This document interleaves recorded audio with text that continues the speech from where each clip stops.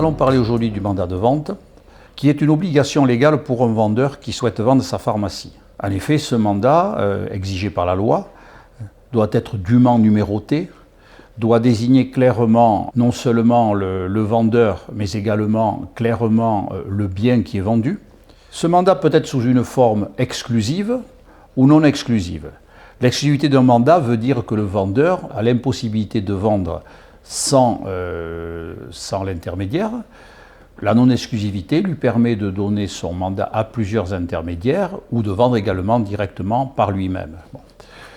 Nous privilégions bien sûr la forme exclusive, essentiellement pour des raisons de discrétion vis-à-vis du vendeur, parce que ça nous permet ainsi de bien trier nos clients, de les sélectionner, alors que dans le cas d'un mandat non exclusif, effectivement, les gens alertent le plus grand nombre d'acheteurs et souvent on a des retours de non-confidentialité. Ce mandat doit également clairement être borné en termes de durée, généralement 3 à 6 mois. La commission peut être à la charge du vendeur ou à la charge de l'acheteur. En ce qui nous concerne, pour la plupart des mandats, nous prenons la commission est à la charge de l'acheteur. Ce mandat confère des obligations au vendeur.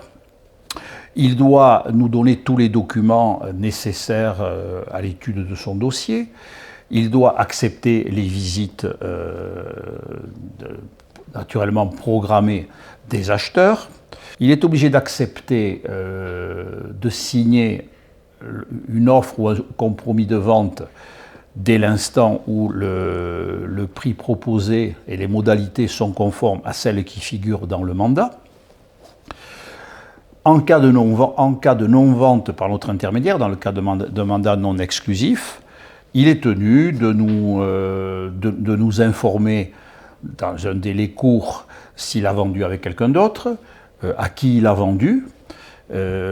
Effectivement, dans tous les cas de mandat, le vendeur ne peut pas vendre à un acheteur qui aurait été présenté par l'intermédiaire. Dans ces mandats, effectivement, on doit souvent désigner également la forme de la vente. Est-ce que c'est un fonds de commerce que l'on vend? Est-ce que ce sont des parts sociales? On peut aussi faire un mandat mixte, vente de fonds ou vente de parts. Quelquefois, il y a également des murs commerciaux qui se surajoutent. En fait, ce mandat, nous le résumons ainsi pour les pharmaciens qui quelquefois rechignent un peu à le signer, c'est qu'effectivement c'est une obligation légale qui est passible, s'il n'est pas signé, de poursuites judiciaires, de la même façon qu'un pharmacien, lorsqu'il veut délivrer un médicament, doit avoir une ordonnance.